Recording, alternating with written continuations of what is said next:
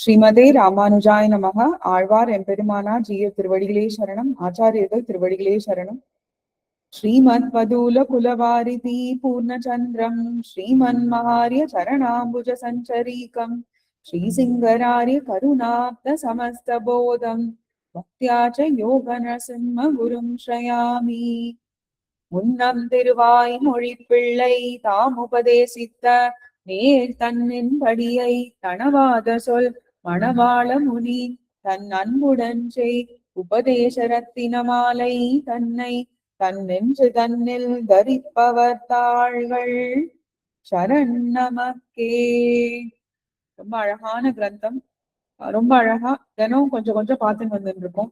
உபதேச ரத்ன மாலையில 68வது பாசுரத்துல இருந்து பதவுரை பார்க்கணும். கொஞ்சம் எளிய வழக்குரையும் பார்த்துன்னு வந்துட்டு இருக்கோம். பிள்ளை லோகம் ஜீயர் அருள் செஞ்ச வியாக்கியானத்துல இருந்தும் பிரதிவாதி பயங்கர மன்னங்கராச்சார் சுவாமி அருள் செஞ்ச வியாக்கியானத்துல இருந்து பார்த்துன்னு வந்துட்டு இருக்கோம். ரொம்ப அழகா ஸ்ரீவச்சன பூஷணம் என்ற கிரந்தத்துல இருந்து ஆச்சாரிய அபிமானமே உத்தாரகம் அப்படின்ற மகத்துவமான ஒரு கான்செப்ட் அதை நம்மளுக்கு எடுத்து சொல்றதுக்காக மணவாள மாமணிகளும் ஒரு பாசுரத்துல இது எப்படி பண்ணலாம், எந்த மாதிரி நம்ம ஆச்சாரியனை போய் பத்திக்கணும், அது ஏன் பத்திக்க முடியாம இருக்குன்னு இது வரைக்கும் பார்த்துட்டு இருந்தோம். அடுத்தது நாத்திகரும் நற்கலையின் நன்னெறி சேர் ஆத்திகரும் ஆத்திக நாத்திகருமாம் இவரை ஓர்த்து நெஞ்சே முன்னவரும் பின்னவரும் மூர்க்கர் என விட்டு நடுச்சொன்னவரை நாளும் தொடர். ரொம்ப அழகா ஒரு 11 பாசுரத்துல மாமுனிகளும் எக்ஸ்பிளைன் பண்ணிட்டே வர என்னெல்லாம் சொல்லியிருக்க பிள்ளை லோகாச்சாரியார் ஸ்ரீவச்சன பூஷணத்துலன்னு. இதுல என்ன சொல்றார்? நாத்திகரும் நாஸ்திகரும் நல்ல நல்ல கலையின் சாஸ்திரங்களில் சொல்லப்படும் நல்லதான நெறி மார்க்கத்திலே சேர்ந்திருக்கும் ஆத்திகரும் ஆஸ்திகரும் ஆத்திக நாத்திகரும் ஆஸ்திக நாஸ்திகரும் ஆம் ஆகிய இவர்களை நெஞ்சே மனமே ஓர்த்து ஆராய்ந்து முன்னவரும் முன்னே சொன்ன நாஸ்திகரும் பின்னவரும் பின்னே சொன்ன ஆஸ்திக நாஸ்திகரும் மூர்க்கர் என்ன மூர்க்கத்தனம் முடைவார்கள் என்று விட்டு அவர்களை நீங்கி நடு சொன்னவரை யாரு நடுவுல சொல்லியிருக்கார்? இடையிலே சொன்ன ஆஸ்திகரை நாளும் எப்பொழுதும் தொடர் பின்பற்றுவாயாக அப்படின்னு ரொம்ப அழகா யார தொடரணும் யார தொடரக்கூடாதுன்னு சொல்றா. யாரை பின்தொடர வேண்டும் யாரை பின்தொடரக்கூடாது என்னும் விஷயங்களை அருளி செய்கிறார். நெஞ்சே சாஸ்திரத்தை ஒத்துக்கொள்ளாத நாஸ்திகரும் உயர்ந்ததான வேத சாஸ்திரத்தில் காட்டப்பட்டுள்ள நல்ல வழிகளை ஒத்துக்கொண்டு அதன்படி நடக்கும் ஆஸ்திகரும் மேலோட்டமாக சாஸ்திரத்தை ஒத்துக்கொண்டு அதிலே விசுவாசமும் இல்லாமல் அதன் வழியில் நடக்காமல் இருக்கும் ஆஸ்திக நாஸ்திகர்கள் என்று இருக்கும் 3 வகையான மக்களை நன்றாக ஆராய்ந்து பார்த்து முதலில் சொல்லப்பட்ட நாஸ்திகரும் இறுதியில் சொல்லப்பட்ட ஆஸ்திக நாஸ்திகரும் மூர்க்கர் என்ன அவர்களை விட்டு நடுவிலே சொல்லப்பட்ட ஆஸ்திகரை எப்பொழுதும் பின்தொடர்ந்து நடக்கவும். மாமுனிகள் beautifully says we should not go near 2 sets of people and we should follow only 1 set of people. The 2 sets that he is asking us to avoid is one is atheists who do not believe in Shastram. Second is theists who believe in Shastram. Third is they are believers and also disbelievers. They believe superficially in Shastram, but they do not have firm belief. They do not follow anything what the Shastras say. So Mamunigal says, leave the atheists, those who do not believe. Leave the believers, but who are disbelievers. But go behind people who are truly believing astikas, who truly believe in Shastram. இந்த மாதிரி பண்ணாக்க என்ன நடக்கும்ன்றது ஒரு 2 பாசுரம் மட்டும் பார்த்துடலாம். நல்ல மனமுள்ளதொன்னை நன்னி இருப்பதொன்னுக்கு நன்னி இருப்பதற்கு நல்ல மனமுண்டாம் நயமது போல் நல்ல குணமுடையோ தங்களுடன் கூடியிருப்பார்க்கு குணம் அதுவேயாம் சேர்த்தி கொண்டு. ரொம்ப அழகான இது. சின்ன பசங்களுக்கு எல்லாம் ரொம்ப சொல்றா, எடுத்து சொல்லுவோமே. லாஸ்ட் 2 இந்த 69, 70 இதுதான் சொல்றார். யாரோட சேரணும் சேரக்கூடாதுன்னு சொன்னார் இல்லையா, என்ன ஆறுதுன்னு சொல்றார். யாரோட சேர்ந்தா நல்ல மனம் உள்ளதொன்னை நல்ல வாசனையுள்ள ஒரு பொருளை நன்னி இருப்பதற்கு கூடியிருப்பதற்கு நல்ல மனம் உண்டாம் நல்ல வாசனை உண்டாகும் நலம் அது போல் ஸ்வபாவம் போலே நல்ல குணமுடையோர் தங்களுடன் நல்ல குணமுடையவர்களுடனே கூடியிருப்பார்க்கு சேர்த்தி கொண்டு சம்பந்தத்தினாலே அதுவே குணமாம்னா அதே நல்ல குணமே உண்டாகும் அப்படின்னு ரொம்ப அழகா சொல்றார். அனுகூலர்களுடன் பழகுவதால் ஏற்படும் நன்மையை ஒரு உதாரணத்தின் மூலம் விளக்கி அருளுகிறார். உதாரணத்தோட மட்டும்தான் நம்மளால புரிஞ்சுக்கவே முடியும்.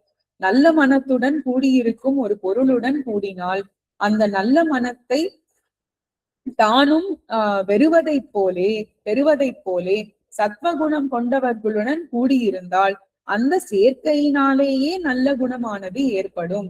நல்ல குணம் என்பது சேஷத்வ ஞானம், பகவத் பாகவத ஆச்சாரிய பக்தி, இதர விஷயங்களில் வைராகியம் போன்றவைகள்.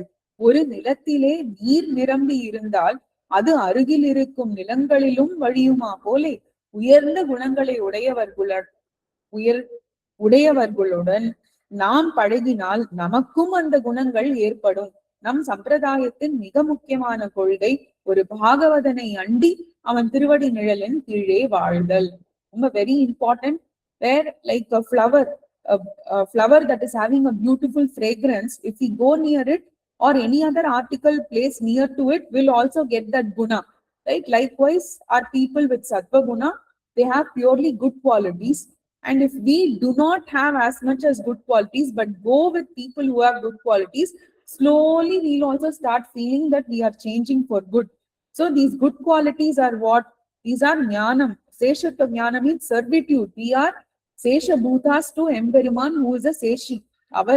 He is the master. Then devotion towards Bhagavata Acharya Bhakti. We have to have bhakti towards Bhagavadargal, Bhagavat, Emperuman, Tayar, then Acharyargal. We need to have prema towards Acharyargal. And Idara Vishya Vairagya means we should not always be looking forward to things in samsara. We should look to grow in our sampradaya and not in samsara. Like how a pond having water will actually flow to the nearby land. Like that, these good qualities will also flow to those who are near us, says Mamunigal. So we should approach such a devotee of Emperuman, and Alvar Acharya says, Jiya says, live under that shadow of the divine feet of such Bhagavatas. So this is positive. What is the negative aspect? அதுதான் இந்த contrary தான் 70th பாசுரம். தீய கந்தம் உள்ளதொன்னை சேர்ந்திருப்பதொன்னுக்கு தீய கந்தம் ஏறும் திறமது போல் தீய குணமுடையோ தங்களுடன் கூடியிருப்பார்க்கு குணமதுவேயாம் செறிவு கொண்டு. ரொம்ப கீழே வந்துட்டே இருக்கும். தீய குணம் இருந்ததுன்னா என்ன ஆறுது? தீய கந்தம் உள்ளதொன்னை, துர்கந்தம் உள்ள ஒரு பொருளை சேர்ந்திருப்பது ஒரு பொருளுக்கு தீய கந்தம் துர்கந்தம் ஏறும் வியாபிக்கும் திறமது போல் தன்மையை போலே தீய குணமுடையோர் தங்களுடன் துர்குணமுடைய அவர்களுடனே கூடியிருப்பார்க்கு சேர்ந்திருப்பவர்களுக்கு செறிவு கொண்டு, செறிவுனா சம்பந்தம், அந்த சம்பந்தத்து கொண்டே அதுவே குணமாயிடுமா, அந்த துர்குணமே குணமாயிடும் அப்படின்னு காமிக்கிற போன பாசுரத்துக்கான பேரலல் பாசுரம் இது. விட வேண்டியவர்களான பிரதிகூலர்கள், அனுகூலர்கள் சொன்னாலே ஆப்போசிட் என்ன? பிரதிகூலர்கள். எம்பெருமான் விஷயத்துல ஆசை இல்லாதவா. விட வேண்டியவர்களான பிரதிகூலர்களுடன் ஏற்படும் தீமையை ஒரு உதாரணத்தின் மூலம் விளக்கி அருளுகிறார்.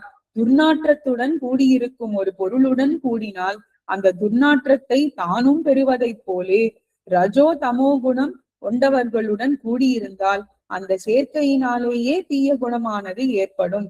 பகவத் பாகவத ஆச்சாரிய பக்தி இல்லாதவர்களுடன் நாம் பழகினால் நம்மிடம் இருக்கும் பகவத் பாகவத ஆச்சாரிய பக்தியும் குறைந்து விடும். பகவத் பாகவத ஆச்சாரிய விஷயத்தில் அபச்சாரப்படுபவர்களுடன் பழகினால் நாமும் அவ்வாறு அபச்சாரப்பட தொடங்கி விடுவோம். இது இயற்கையே. இவற்றை உணர்ந்து அப்படிப்பட்டவர்களுடன் பழகாமல் இருப்பதே ஆத்மாவுக்கு நலம். இதுவே நம் ஆச்சாரியர்கள் காட்டிய வழி. ரொம்ப அழகா, வெரி பியூட்டிஃபுல் பாசுரம், where Mamunigal talks about how if we go to a foul smelling place where there is something that is smelling bad, everything, whatever you keep there new will also smell, take those evil qualities. So some people who have rajogunam, who do not involve themselves with Emperuman and Bhagavatarkal, they have rajo tamo gunam, laziness, the lust and all. we will also start becoming like them like them. So we should not go near them. If we want our love and devotion towards Emperiman and other adiyars to grow, especially our acharyas to grow, we have to be very careful with the satsangam. That's why it's called satsangam. Tamo sangam, rajo sangam irukana kadiyadu. Sat sangam da irukku இல்லையா? So it is very natural for us to get those offenses from those people who are also like that. It was better to move away from such people. And this is how our Acharyagal have shown us the way to be good and to be under the divine feet of Emperiman and Tayar. The last 3 பாசுரங்கள் இதால almost தலை கட்டுற இது நம்ம நாளைக்கு அன்வைக்கலாம் மெதுவா. श्रीमते रम्यजा मातृ मुनीन्द्राय महात्मने श्रीरंगवासिने भूयात् नित्यश्री नित्यमंगलम्. ஆழ்வார் எம்பெருமானார் ஜீய திருவடிகளே சரணம். ஆச்சாரியர்கள் திருவடிகளே சரணம்.